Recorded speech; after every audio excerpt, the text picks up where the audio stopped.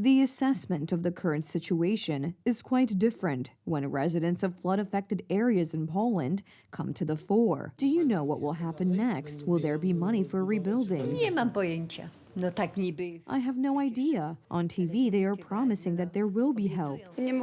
I can't find out anywhere where this money of mine is.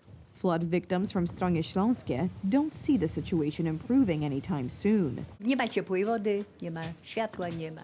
There is no hot water, electricity, or gas. I have been here for 2 weeks. It will be good if we return by the end of November. These types of reports, 3 weeks after the arrival of the elements, are becoming less and less heard. Although residents need immediate financial assistance, now they have to face a complicated bureaucratic process, although the government promised that the money would be paid immediately. A committee is sent to everyone who submits an application, which assesses the loss and damage to the property or building in question. More than 10,000 objects were destroyed or damaged in the flooded areas. Surprisingly, the complicated process of supporting flood victims has been dropped from the central to the local level. The entire process hinges on the estimation of losses.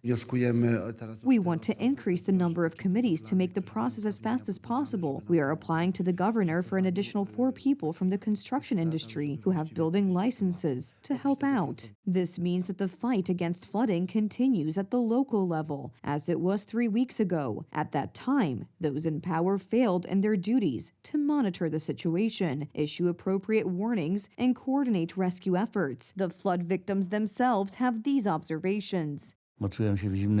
I bathed in cold water for almost the entire night. At 1 o'clock, we stopped operations to save the ponds and houses because the water was already coming up everywhere. We were surrounded on all sides by a rushing stream. It was on the night of September 15th that the great water surprised the residents of many villages in southern Poland. They thought they could sleep peacefully. After all, the Polish Prime Minister had calmed their emotions. The forecasts are not overly alarming. There were consequences of government disinformation.